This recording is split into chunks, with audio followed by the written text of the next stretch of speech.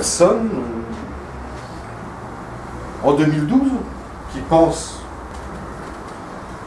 quelque chose sur la mort, de me reposer donc sur cette doxa pour essayer justement de m'élever à quelque chose et puis de faire pointer quelque chose d'un peu plus cohérent, d'un peu plus solide, d'un peu plus de poids, un peu plus d'envergure, et pouvoir faire avancer la pensée. Donc cette première séance est un peu un fourre-tout, quelque chose de l'ordre du vrac. Vous m'en excuserez, mais du chaos, vous savez que ça n'est peut-être la vérité, une certaine vérité. Donc je vais m'employer à vous lire quelques commentaires à mon texte d'origine qui reprenait à peu près ce que je vous ai dit là, les deux bouts de la chaîne et la psychanalyse qui propose une idée nouvelle. Alors, le premier commentaire... Ah oui, le premier commentaire que je vous là. Alors c'est simple, mais ça nous permet quand même déjà d'éviter, enfin, de mettre un insecticide sur des pensées inutiles, des pensées qui ne mènent à rien. Alors, oui, franchement, je ne le retrouve pas là. Mais ça, oui, enfin, c'était là. Ça sert à rien. Ça sert à rien, votre truc, votre pensée. Ça sert absolument à rien. La mort n'empêche pas de mourir. La pensée de la mort n'empêche pas de mourir. Oui. Ça c'est sûr. La pensée de la mort n'empêche pas de mourir. Et de toute façon, on ne saura jamais ce que c'est. Ah oui. D'accord. Ça sert à rien. Il faudrait savoir déjà déterminer ce que c'est rien. Si ça sert au rien, oui, on peut discuter. Mais laissons cette problématique du rien de côté, c'est un peu peut-être trop tôt, et prenons à la lettre cette opinion-là. Ça sert à rien. Mais ça me révolte quand j'entends ça. Ça me donne des crépitements au cœur, mais des mauvais crépitements, vous savez. Parce que j'entends souvent ça. J'entends souvent ça. Ça sert à rien tout ça.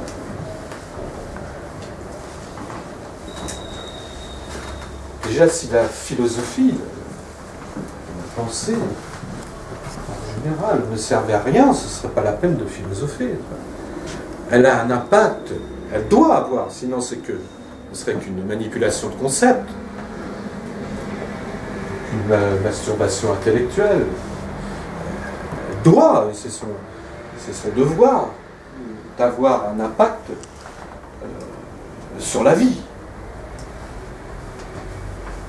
C'est pas pareil de vivre lorsqu'on pense qu'il n'y a rien, par exemple, après la mort, et de vivre en pensant qu'il y a quelque chose après la mort. Pas pareil quand même.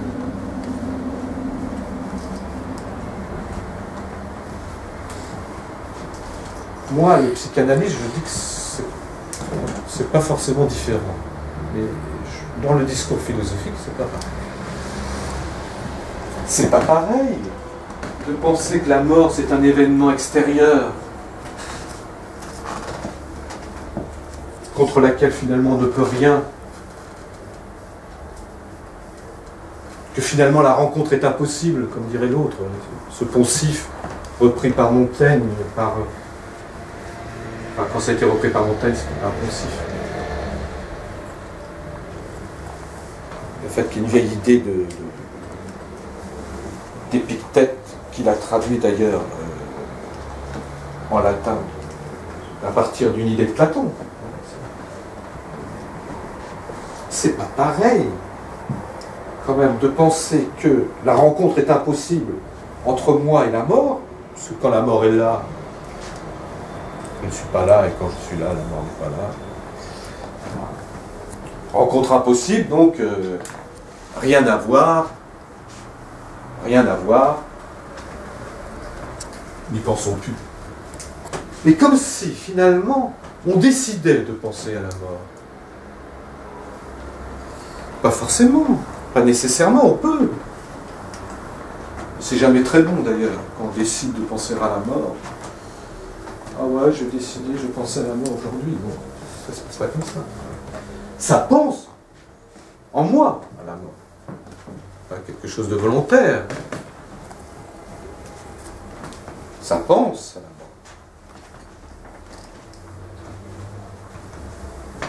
la mort.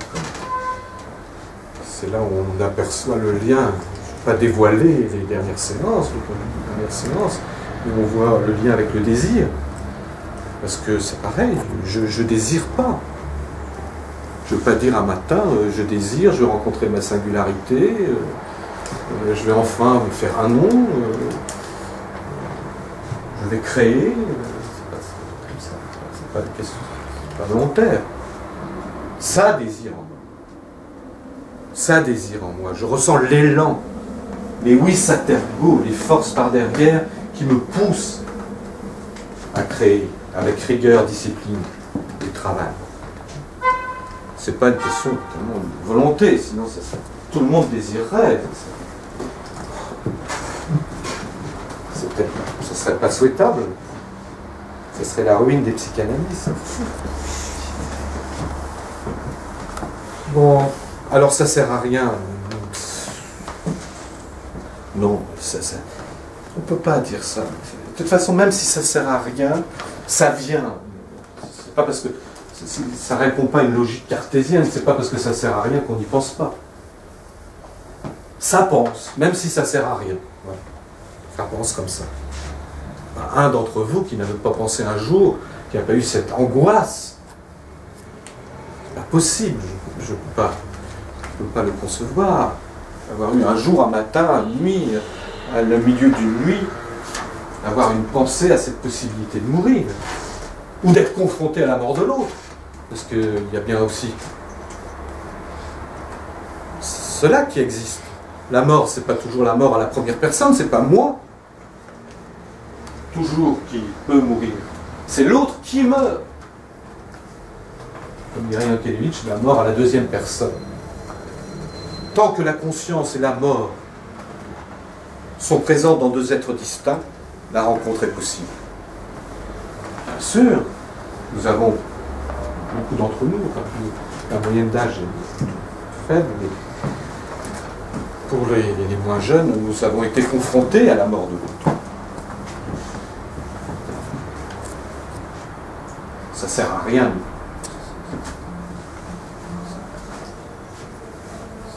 C'est pas le sujet. Alors, de dire que lorsque je souffre éperdument, pas seulement d'un deuil, mais lorsque je souffre éperdument d'un amour perdu,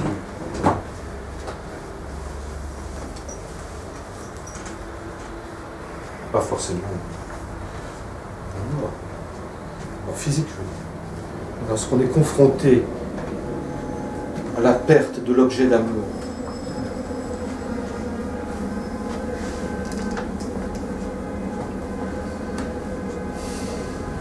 la lecture de Platon, de Heidegger, ça ne sert pas à grand chose.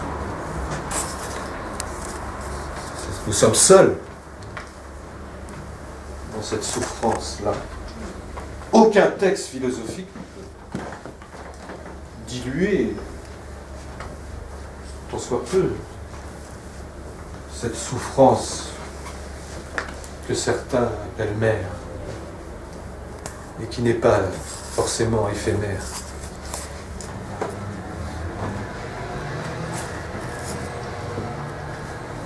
Mais ça ne veut pas dire que la pensée de la mort ne sert à rien. Voilà pour cette... Et puis, oui, ça sert à rien, qu'est-ce qu'il dit? On ne saura jamais ce que c'est. Bah oui, mais si on ne posait des problèmes, car c'en est un, la mort, si on se posait des problèmes qui n'avaient que des solutions et des réponses précises, nous serions finalement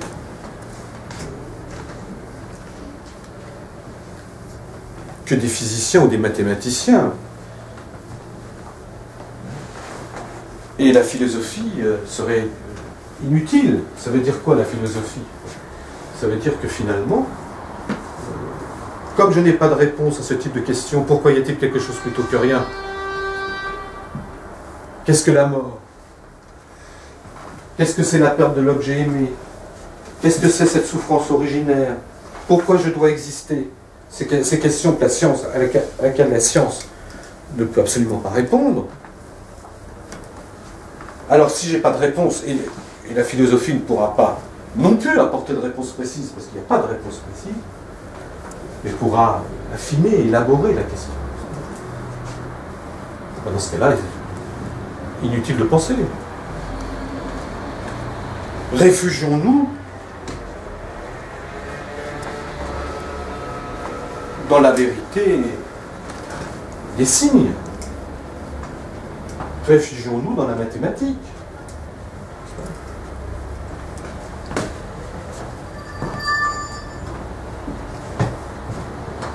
Deuxième commentaire.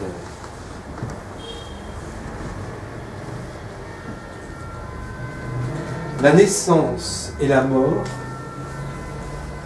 sont deux éléments de la vie qui existent elles-mêmes au-delà de la naissance et de la mort d'un individu. Donc la mort n'est ni la fin ni le fond de la vie, elle est l'un de ces événements. Bon. La naissance et la mort sont deux éléments de la vie qui existent elles-mêmes au-delà de la naissance et de la mort d'un individu. Donc ça veut dire que cette personne, effectivement, nous dit que finalement, les planètes vivent et meurent, les végétaux vivent et meurent, les animaux vivent et meurent, tout ce qui nous entoure vit et meurt de façon éternelle finalement, et nous faisons partie nous sommes un élément de la nature, du monde, qui fait que nous naissons et nous mourrons. Alors,